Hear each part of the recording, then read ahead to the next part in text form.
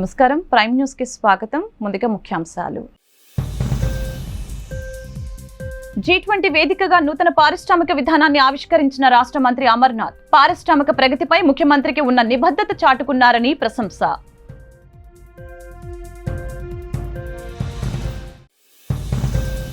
హిందువుల మనోభావాలను ముఖ్యమంత్రి జగన్ దెబ్బతీస్తున్నారని ఆరోపించిన విశాఖ టీడీపీ పార్లమెంట్ అధ్యక్షులు పల్లా శ్రీనివాస్. హిందువుల పవిత్ర పుణ్యక్షేత్రం తిరుపతిలో గంజాయి దొరకటం దారుణమని విమర్శ.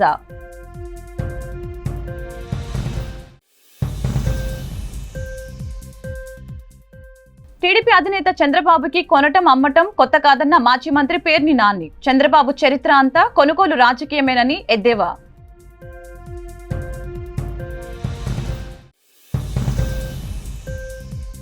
G20 సదస్సు సందర్భంగా విశాఖలో ఘనంగా ప్రారంభమైన వైజాగ్ కార్నివాల్ ను జెండా ఊపి ప్రారంభించిన రాష్ట్ర మంత్రులు ఆదిమూలపు సురేష్, గుడివాడ అమర్నాథ్.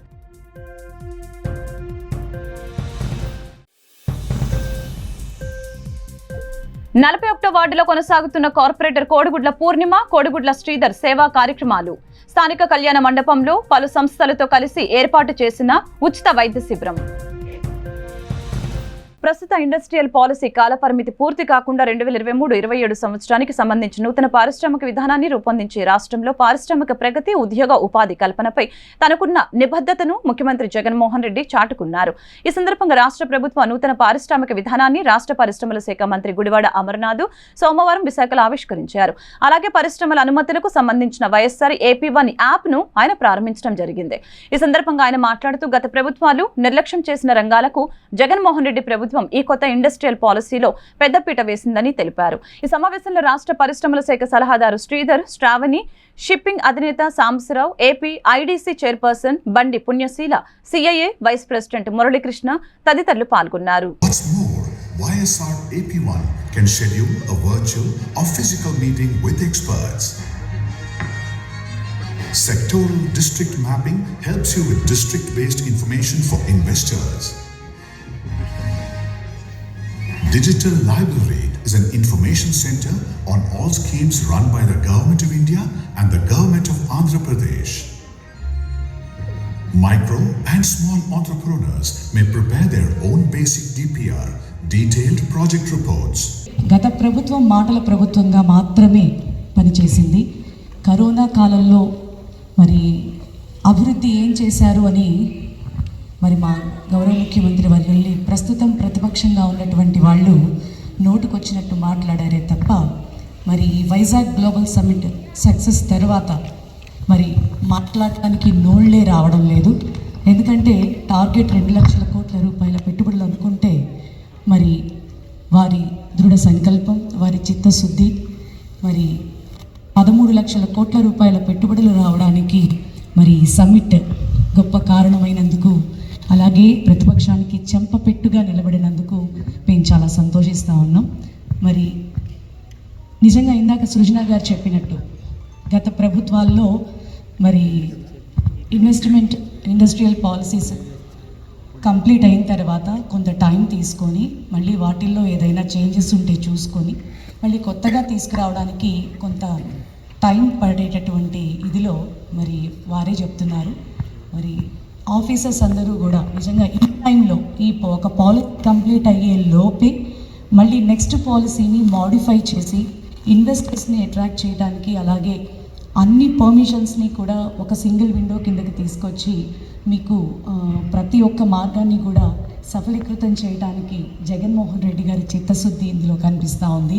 అలాగే మా మినిస్టర్ సార్ కృషి కూడా ఇందులో కనిపిస్తూ ఉంది. అందుని బట్టి మనస్ఫూర్తిగా అందరికీ అభినందనలు తెలియజేస్తూ ఈ యొక్క పాలసీ మీ అందరికీ ఉపయోగపడటమే కాకుండా మా రాష్ట్ర అభివృద్ధికి శోభాయమానంగా నిలుస్తుందని మనస్ఫూర్తిగా తెలియజేస్తూ నాకు ఈ చక్కని అవకాశం ఇచ్చినటువంటి పెద్దలందరికీ ధన్యవాదాలు తెలియజేస్తూ టీడీపీ అధినేత చంద్రబాబు విజయ రహస్యం కొనటం అమ్మటమేనని మాజీ మంత్రి పేర్ని నాని విమర్శించారు. ఈ సందర్భంగా ఆయన మీడియాతో మాట్లాడారు.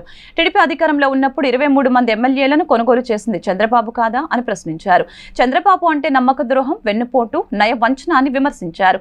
చంద్రబాబు చరిత్ర అంతా కొనుగోలు రాజకీయమేనని అన్నారు. NTR కు వెన్నుపోటు పొడిచింది చంద్రబాబేనని విమర్శించారు.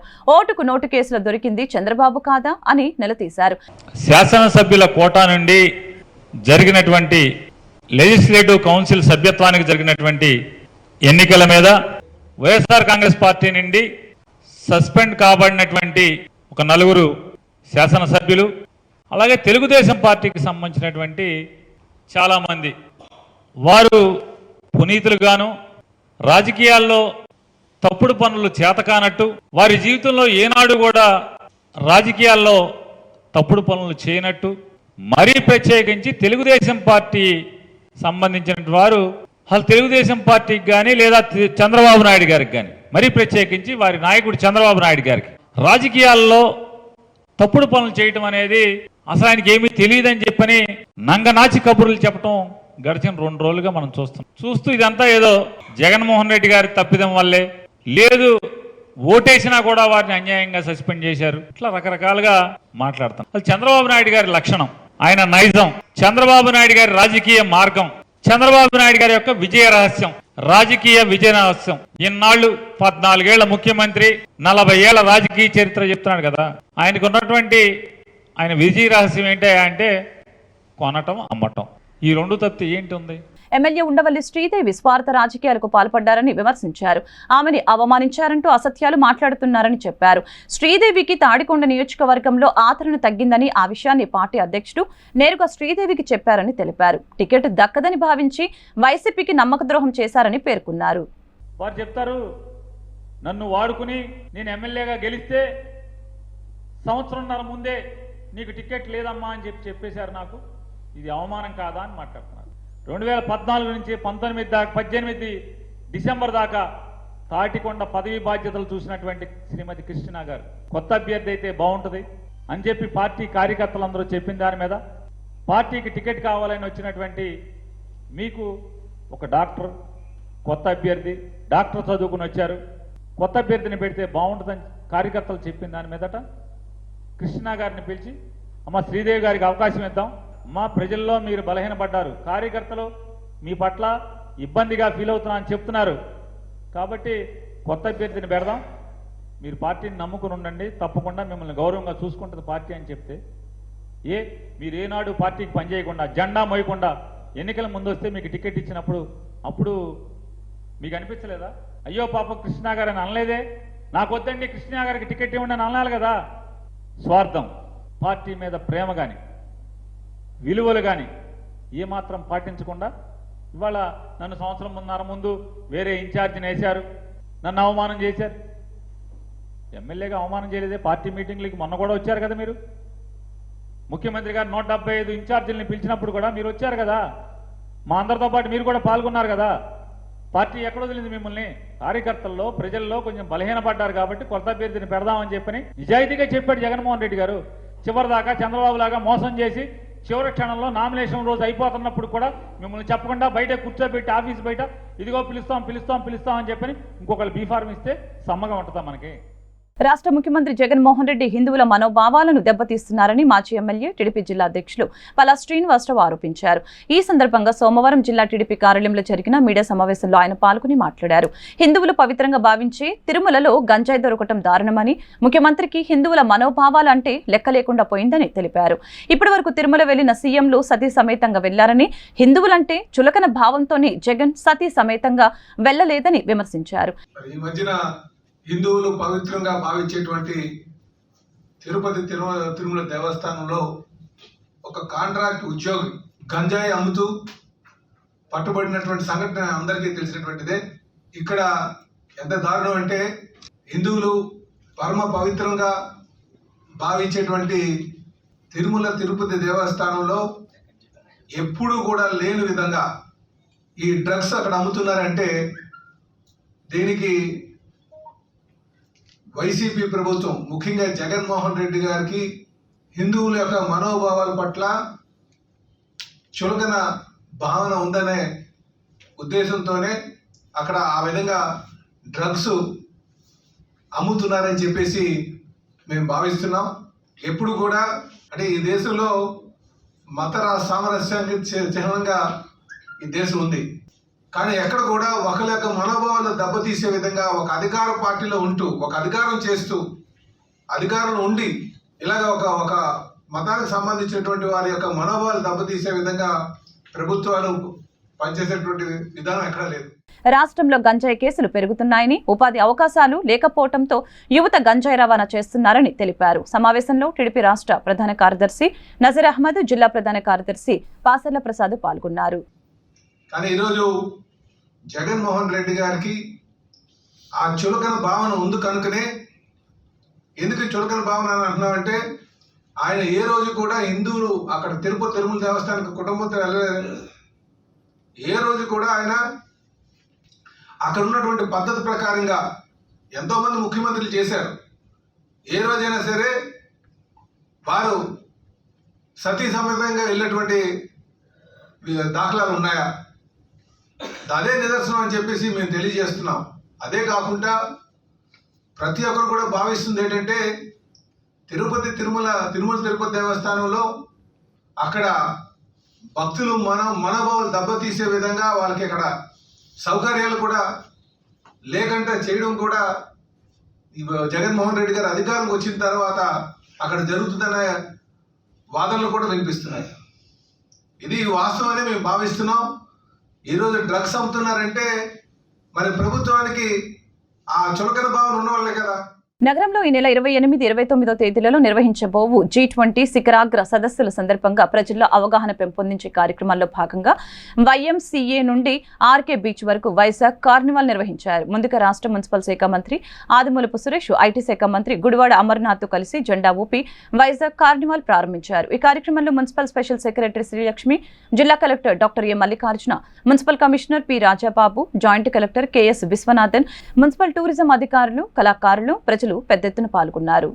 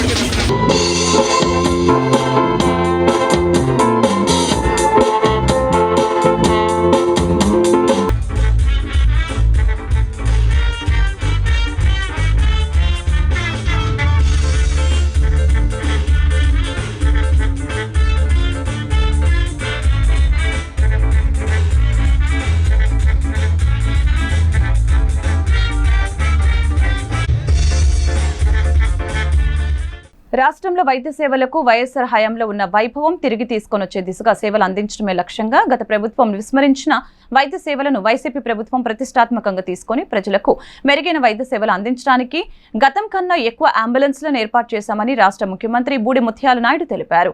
ఈ సందర్భంగా మాడుగుల మండలంలోని తారువ గ్రామం క్యాంపు కార్యాలయంలో పంచాయతీ రాజ్ మంత్రి బూడి ముత్యాల నాయుడు మాడుగుల, కోటపాడు, దేవరాపల్లి మండలాల ప్రాథమిక ఆరోగ్య కేంద్రాలకు కేటాయించిన అంబులెన్స్లను జెండా ఊపి ప్రారంభించారు. ఈ సందర్భంగా ఆయన మాట్లాడుతూ గ్రామీణ ప్రాంతాలలో నిర్దిష్ట సమయంలో మెరుగైన వైద్య సేవలు అందించడమే తమ ప్రభుత్వ లక్ష్యమని పేర్కొన్నారు. అందులో భాగంగా ఫ్యామిలీ ఫిజిషియన్ సేవలు అందుబాటులోకి తీసుకువచ్చినట్లు తెలిపారు. ఈ కార్యక్రమంలో మండల మాజీ ఎంపీపీ కీలపర్తి భాస్కర్ రావు, కోటపాడు జెడ్పీటీసీ అనురాధ, వైద్యాధికారి Subrahmanyam, MP HEO Rajasekhar, TSN Murthy తదితరులు పాల్గొన్నారు. సమాజ సేవే పరమావధిగా నిరంతరం ప్రజలకు వివిధ సేవలు అందిస్తున్న 41వ వార్డు కార్పొరేటర్ కోడిగుడ్ల పూర్ణిమ, కోడిగుడ్ల శ్రీధర్ దంపతులు తమ సేవలను కొనసాగిస్తున్నారు. ఈ కార్యక్రమంలో భాగంగా సెయింట్ జోసెఫ్ మహిళా కళాశాల, ఎన్ఎస్ఎస్ యూనిట్లు, ఆది హాస్పిటల్ సహకారంతో వార్డు పరిధిలో కళ్యాణ మండపంలో ఉచిత వైద్య శిబిరం నిర్వహించారు. ఇందులో భాగంగా అమెజాన్, సిఎస్ఆర్ నిధుల ద్వారా ప్రగతి మిత్ర ప్రాజెక్టులో భాగంగా యునైటెడ్ వే సహకారంతో బాలింతలకు పౌష్టికాహారాన్ని ముఖ్య అతిథిగా హాజరైన కోడిగుడ్ల పూర్ణిమ వార్డు అధ్యక్షులు కోడిగుడ్ల శ్రీధర్ చేతుల మీదుగా అందజేశారు. అనంతరం వారు మాట్లాడుతూ తమ వార్డులో ఉన్న పేద ప్రజలకు అమెజాన్, ఆది హాస్పిటల్, సెయింట్ జోసెఫ్, ఎన్ఎస్ఎస్ బృందానికి అందిస్తున్న సేవలను అభినందించారు. వైద్య శిబిరంలో స్వచ్ఛంద సేవలను అందించడంలో ఎన్ఎస్ఎస్ విద్యార్థులకు ప్రోగ్రాం ఆఫీసర్లు డాక్టర్ కె మాణిక్య కుమారి, డాక్టర్ జె నిర్మల, యునైటెడ్ వే నుండి పూర్ణానందు మార్గనిర్దేశం చేశారు. ఉచిత వైద్య శిబిరం పౌష్టికాహారంపై బాలింతలకు అవగాహన కల్పించారు.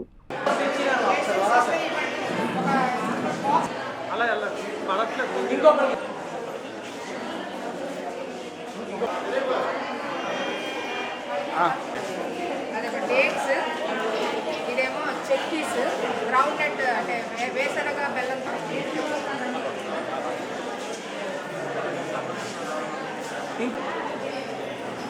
ఇంకొకరికి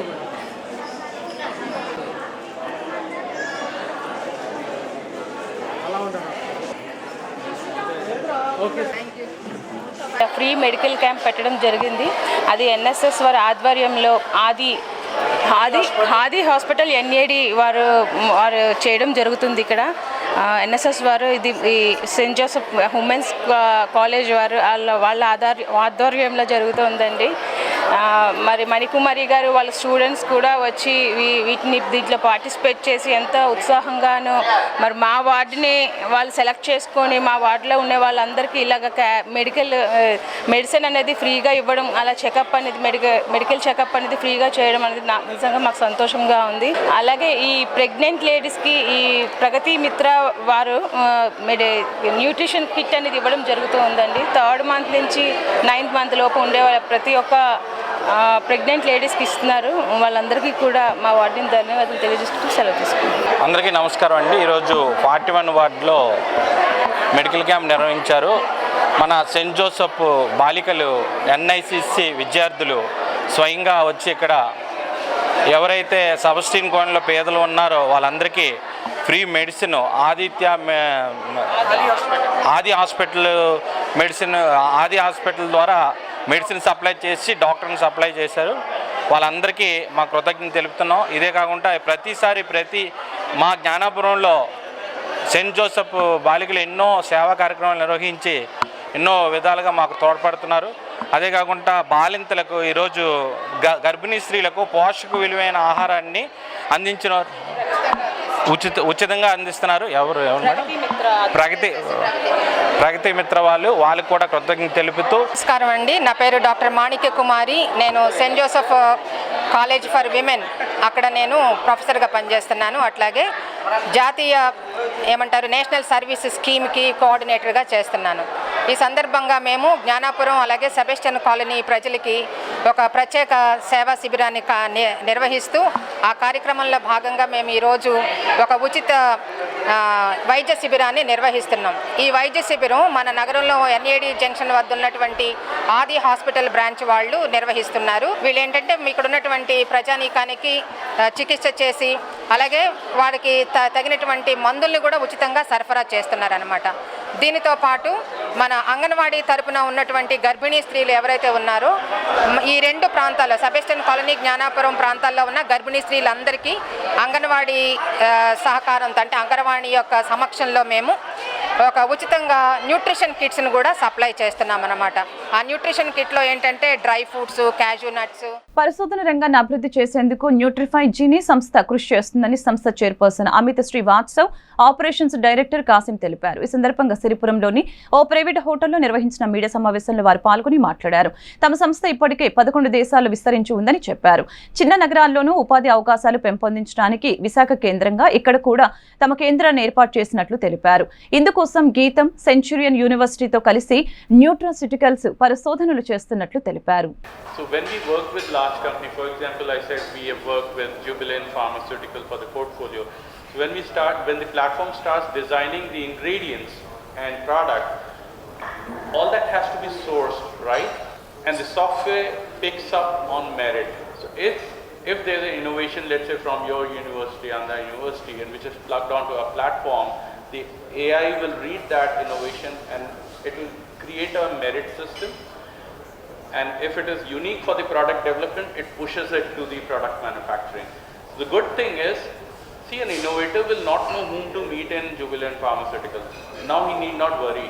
Focus on your work, because your work, if it has merit, will automatically picked up by the artificial intelligence in the product development, which anyway it is doing for the company, right?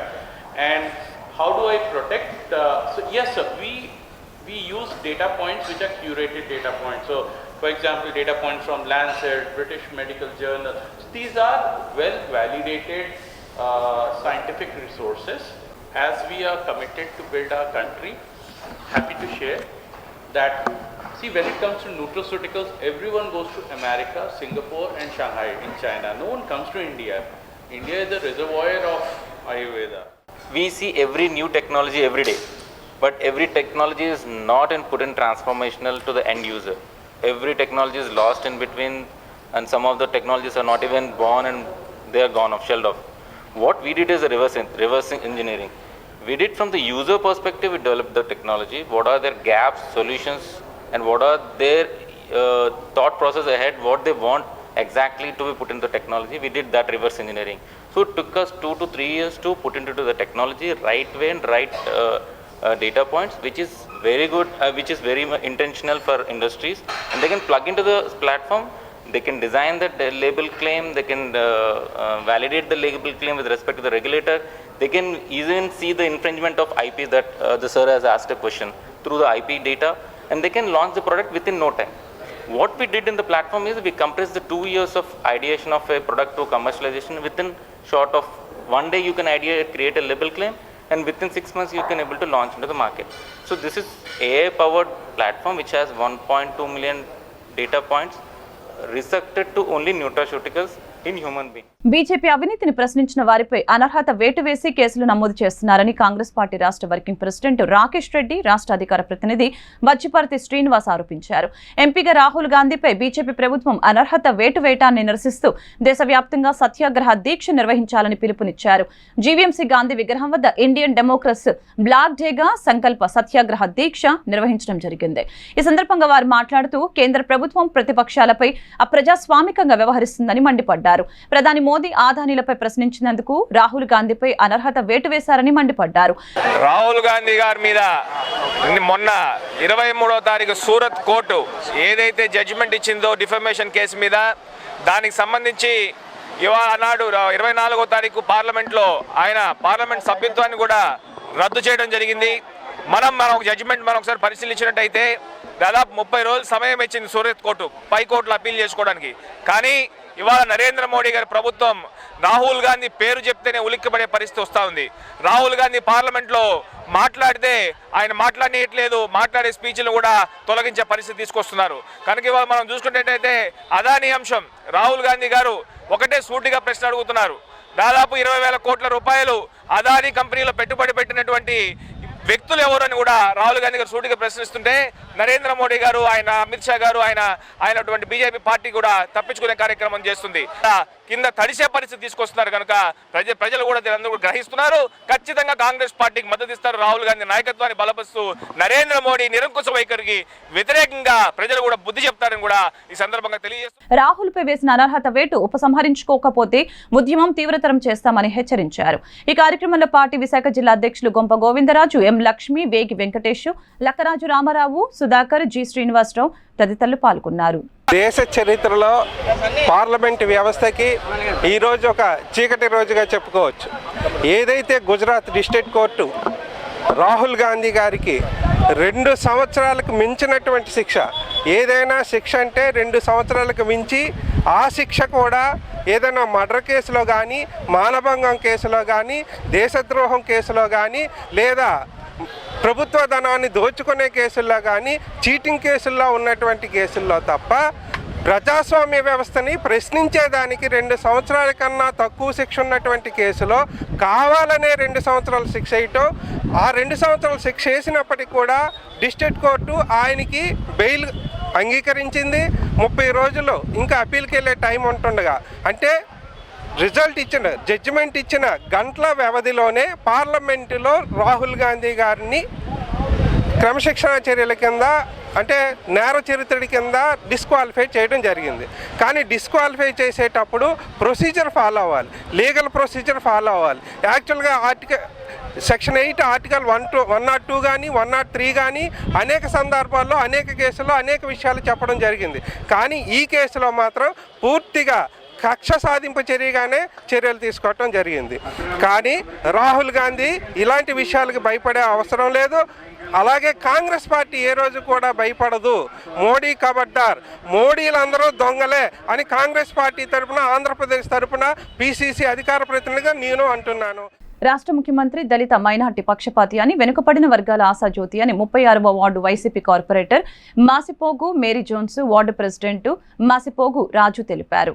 రాష్ట్ర ముఖ్యమంత్రి జగన్మోహన్ రెడ్డి దళిత Christians ని ఎస్సీలో కలపాలని అసెంబ్లీలో bill ప్రవేశపెట్టిన సందర్భంగా ward పరిధిలో AVN college వద్ద వారి ఆధ్వర్యంలో అంబేద్కర్ విగ్రహానికి పూలమాలలు వేసిన అనంతరం జగన్మోహన్ రెడ్డి చిత్రపటానికి పాలాభిషేకం చేసి తమ కృతజ్ఞతలు చాటుకున్నారు. ఈ సందర్భంగా వారు మాట్లాడుతూ రాష్ట్రంలో అన్ని వర్గాలకు జగన్మోహన్ రెడ్డి సమ ప్రాధాన్యతనిస్తూ సంక్షేమ పాలన కొనసాగిస్తున్నారని కొనియాడారు. అందుకు నిదర్శనమే నేటి దళిత క్రిస్టియన్ ఎస్సీ బిల్లు అని తెలిపారు. రాష్ట్రంలో ఉన్న ప్రతి ఒక్క దళిత క్రిస్టియన్లు జీవితాంతం జగన్మోహన్ రెడ్డికి రుణపడి ఉంటారని స్పష్టం చేశారు. ఇటువంటి బిల్లు గతంలో ఎన్నడూ ఏ రాజకీయ పార్టీ ప్రవేశపెట్టలేదని గుర్తు చేశారు. దళిత క్రిస్టియన్ల స్థితిగతులను మార్చే విధంగా ఈ బిల్లు ప్రవేశపెట్టడం మరవలేనిదని ప్రశంసించారు. ఈ కార్యక్రమంలో స్థానిక నాయకులు కడితి రమణమ్మ, రమణి, పద్మశ్రీ, కనక మహాలక్ష్మి, స్మిత్ గౌతమ్, శ్రీధర్, నర్సింగరావు, నర్సింగ్ బాబు, జిఏ రాజు, సత్యం భాష తదితరులు పాల్గొన్నారు.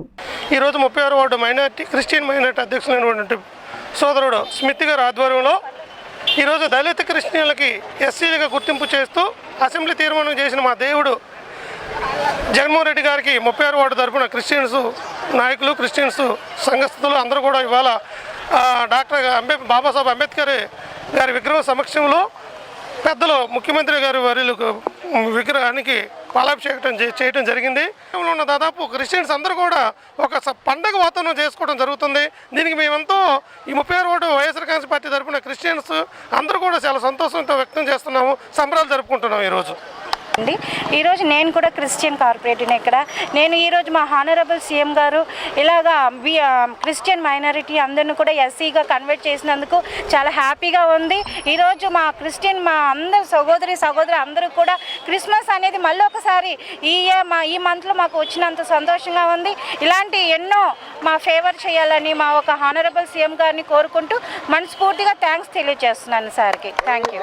కడితి రవణమ్మ అండి. నేను టౌన్లోని ఫెడరేషన్ సెక్రటరీ అండి జీవీఎంసీ డోక్రా సంఘాలకి.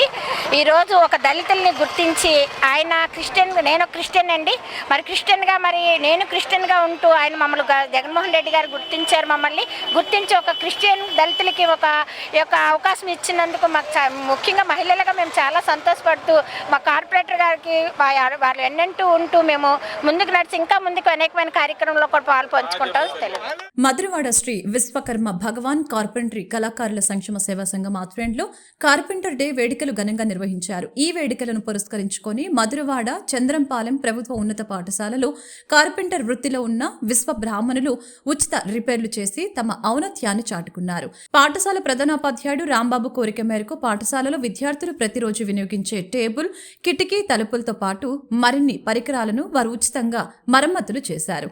ఈ కార్యక్రమంలో సంఘ chairman Gidichala Parvateesam Achari, vice chairman Srimanthudu Veerachari, అధ్యక్షులు కురుమూజు గోవిందు, కార్యదర్శి మండా రమేష్, కోశాధికారి గోలి సతీష్ కుమార్, ఎండాడ విశ్వ బ్రాహ్మణ సేవా సంఘ అధ్యక్షులు మధు, ప్రధాన కార్యదర్శి సత్యనారాయణ, కోశాధికారి రాజేష్, కార్పెంటరీ కొత్తల శ్రీను, వేముల ఈశ్వర్రావు సభ్యులు పాల్గొన్నారు.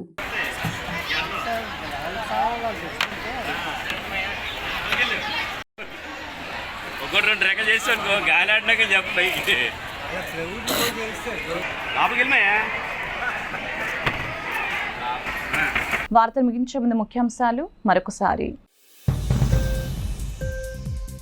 G20 వేదికగా నూతన పారిశ్రామిక విధానాన్ని ఆవిష్కరించిన రాష్ట్ర మంత్రి అమర్నాథ్. పారిశ్రామిక ప్రగతిపై ముఖ్యమంత్రికి ఉన్న నిబద్ధత చాటుకున్నారని ప్రశంస.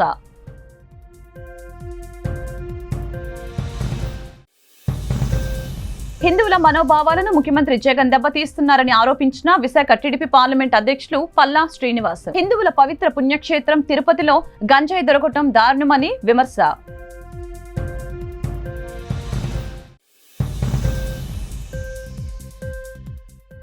టీడీపీ అధినేత చంద్రబాబుకి కొనటం అమ్మటం కొత్త కాదన్న మాజీ మంత్రి పేర్ని నాని. చంద్రబాబు చరిత్ర అంతా కొనుగోలు రాజకీయమేనని ఎద్దేవా.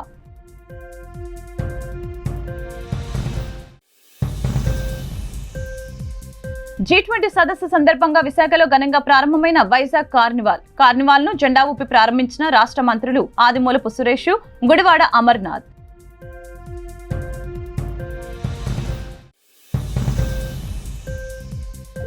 41వ వార్డులో కొనసాగుతున్న కార్పొరేటర్ కోడిగుడ్ల పూర్ణిమ, కోడిగుడ్ల శ్రీధర్ సేవా కార్యక్రమాలు. స్థానిక కళ్యాణ మండపంలో పలు సంస్థలతో కలిసి ఏర్పాటు చేసిన ఉచిత వైద్య శిబిరం. ఈ వార్తలు ఇంతటితో సమాప్తం. మరొక బులెటిన్లో మళ్ళీ కలుద్దాం. నమస్కారం.